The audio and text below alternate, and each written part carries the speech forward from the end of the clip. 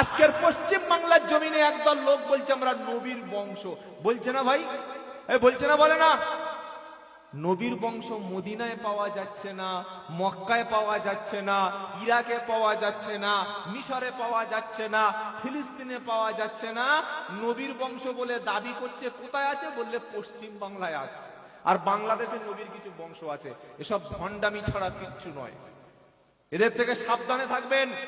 আর সত্যিকারের নবীর বংশ যদি তুমি হলে, ইসলাম কখনো বংশ মর্যাদায় সম্মান দেয়নি, কথাটা মনে রেখে দেবেন। ইমাম সাহেবের ছেলে যত বড় ধরনের ইমাম হোক, তার ছেলে যদি না মাদ্রাসায় পড়ে, কুরআন হাদিস ইজমা কিয়াসের ইলম যদি তার না থাকে, গ্রামের লোক ইমাম সাহেবের জায়গায় ইমামতি করতে দেবে তো? দেবে না। স্কুল মাস্টার অনেক সম্মানের। 30 বছর এই আপনার গ্রামে স্কুলের মাস্টার ছিলেন, তিনি মারা যাওয়ার পরে তার ছেলে মূর্খ, নাদান, ফুললি ইলিটারেট, ননসেন্স, তাকে গ্রামের মানুষ ভালোবেসে মাস্টারের ওই চেয়ারে মাস্টারি করতে দেবে তো? দেবে না। ডাক্তারের ছেলে পড়াশোনা না করলে সেই জায়গায়, বাবার জায়গায় বসে তাকে কখনো ডাক্তারি করতে তার কাছে রুগী যাবে তো? যাবে না। সব জায়গায় যোগ্যতা লাগে। আর আমাদের সমাজে নবীর বংশ শাস্ত্রে কোনো যোগ্যতা লাগে না, খালি স্ট্যাম্প মেরে দিয়েছে, বলছে আমি কুরাইশের বাচ্চা। কিসের বাচ্চা বলো? তা আবু লাহেব তো কুরাইশ। কি বলছেন? আবু তালেব তো কুরাইশ। যেদিন আবু তালেব মারা যাচ্ছে, আল্লাহর নবীজি ঝরঝর করে কাঁদছে, আল্লাহর কাছে দোয়া করছে, হে রব্বুল আলামিন, আল্লাহ আমার আব্বা ইন্তেকাল করেছে, আমি নবী আমার আব্বার মুখটা দেখি নাই। মায়ের পেটে থাকা অবস্থায় আব্বাকে হারিয়েছি। 6 বছর বয়সে আমার আম্মা জানকে হারিয়েছি। 8.5 বছর বয়সে আমার দাদু আব্দুল মুত্তালিবকে হারিয়েছি। আল্লাহ আজকের আমার চাচা আবু তালেব, 10 বছর আমি নবী আমার চাচাকে দাওয়াতের কাজ করেছি। আমার চাচার কাছে কলেমাটা বারবার আমি বুঝিয়েছি, রব্বানা আমার চাচা একবারও কলেমা পড়েনি। হ্যাঁ, কালকের কলেমা পড়বো মুহাম্মদ, আগামীকাল মুসলমান হব মুহাম্মদ, আগামীকাল কোরআন শুনে জীবন পাল্টাবো মুহাম্মদ, এই সাল্লাল্লাহু আলাইহি ওয়াসাল্লাম এই কথা বলেছে। 10টা বছর পরে যেদিন আবু তালেব মারা যাচ্ছিল, মাথার কাছে বড় বড় কাফেরের লিডাররা বসে আছে। আমার নবী গিয়ে বললেন, চাচা গো একবার কলেমাটা পড়ে নাও। আবু তালেব সেদিন বলল, ভাই পড়ে কলেমা পড়বো, সব ঠিক আছে, কিন্তু চতুর্দিকের পরিবেশটা ভালো না। দেখো বড় বড় লিডাররা বসে আছে, এখন যদি কলেমা পড়ে মুসলমান হই, এরা বলবে মৃত্যুর ভয়ে বাপ দাদার ধর্মকে ত্যাগ করেছে। আজও বাংলার জমিনে কিছু মুসলমান আছে, যখন কলেমার দাওয়াত নিয়ে যাওয়া হয়, যখন কোরআন পড়তে বলা হয়, যখন সুদ ছাড়তে হয়, তখন এই কথা তারা বলে, যুগ জামানা ভালো না, মিলে জিলে সবার সঙ্গে চলতে হয়। আবু তালেব যখন মারা যাচ্ছে, নবী বারবার কলেমা পড়ানোর চেষ্টা করছে, কলেমা নসিব হলো না। আমার নবীকে আল্লাহ পাক বলছে, ইন্নাকা লা তাহদি মান আহবাবতা ওয়ালাকিন্নাল্লাহা ইয়াহদি মান ইয়াশা ওয়া হুয়া আলামু বিল মুহতাদিন। 20 পারা সূরা কসাসের 56 নম্বর আয়াতে, ইন্নাকা লা তাহদি, নিশ্চয়ই আপনি হেদায়েত করতে পারবেন না, মান আহবাবতা, যাকে ভালোবাসেন তাকে, যাকে পছন্দ করেন তাকে, ভালোবাসেন যাকে, পছন্দ করেন যাকে, নবী আপনি তাকে হেদায়েতের পথে আনতে পারবেন না, আমি আল্লাহ যদি না চাই কখনো। জোরে বলো, হবে না। তো আবু তালেব তো কুরাইশ ছিল ভাই, তুমি বুকে হাত চাপড়ে বলছো কুরাইশি জান্নাতি, আমাদের সাথে যারা তাকবীর দেবে তারা জান্নাতি। আরে ভাই আবু তালেবও কুরাইশ ছিল, তুমি কোন কুরাইশ, তোমার ডিএনএটা ভালো করে খুলে দেখো। এই আবু তালেব যখন মারা গেল, কলেমা নসিব হলো না। ওই সময় আল্লাহর নবী কেঁদে বললে, রব্বানা আমার চাচার কলেমা নসিব হলো না, তবে আমার চাচাকে তুমি ক্ষমা করে দাও। সবচাইতে বেশি ভালোবেসেছে আমার চাচা আবু তালিব, বাপের জায়গায় আমাকে ভালোবেসেছে।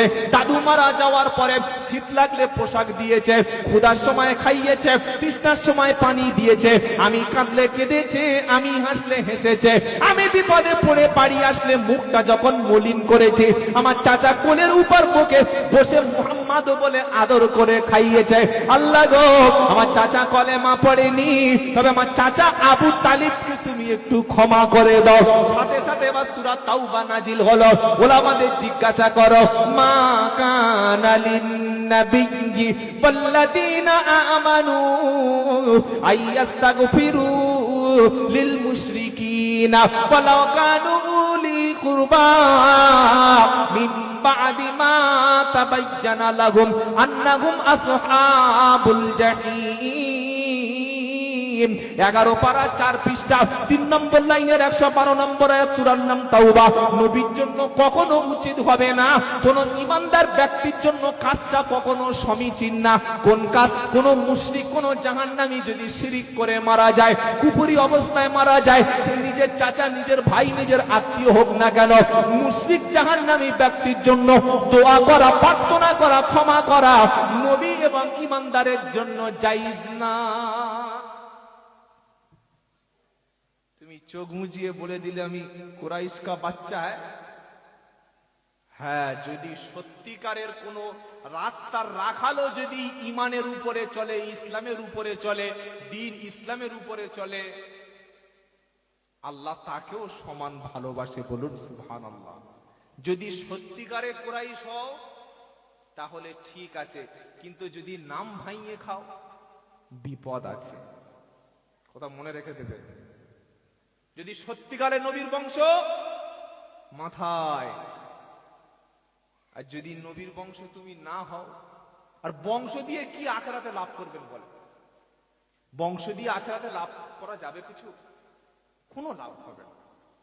নবীর বাপ হযরতে ইব্রাহিম আলাইহিস সালাম কত বড় নবী, সুবহানাল্লাহ। যে নবীকে আল্লাহ খলিল বানিয়েছেন, বলুন না সুবহানাল্লাহ। এই ইব্রাহিম আলাইহিস সালাম বাপকে বারবার বুঝিয়েছে, আব্বা তুমি এই মূর্তিগুলোকে মাবুদ বলে মনে করে পূজা করছো। যেহেতু তিনি নবী, বাপকে বোঝাচ্ছে। বাপের নাম ছিল তারেক, কোরআনের নাম এসেছে আজার। ওয়াইদ ক্বালা ইব্রাহিম রাব্বি ওয়াইদ ক্বালা ইব্রাহিম লিআবিহি আযারা আতাত্তাখিদু আসনামান আলিহা ইন্নী আরাকা ওয়া কওমাকা ফি দালালিম মুবিন। যখন ইব্রাহিম আলাইহিস সালাম তার আব্বাকে বললেন, আব্বা আমি দেখতে পাচ্ছি আপনি এবং আপনার কওম জাতের মানুষেরা সব ভুল পথে আছেন, সুস্পষ্ট গোমরাহির পথে আছেন।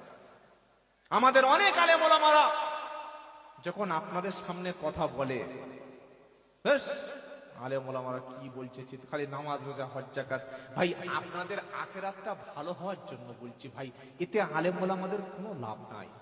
আপনি যদি জাহান্নামে যান না, আপনি যদি বেঈমান হয়ে কবরে যান, ওখান থেকে জীবন পাল্টে এসে দুনিয়া সেজদা দিয়ে ভালো হয়ে সত্য পথে, কোরআনের পথে, ইসলামের পথে ভালো হয়ে ফিরে যাবেন, এরকম সুযোগ আর বলেন নাই।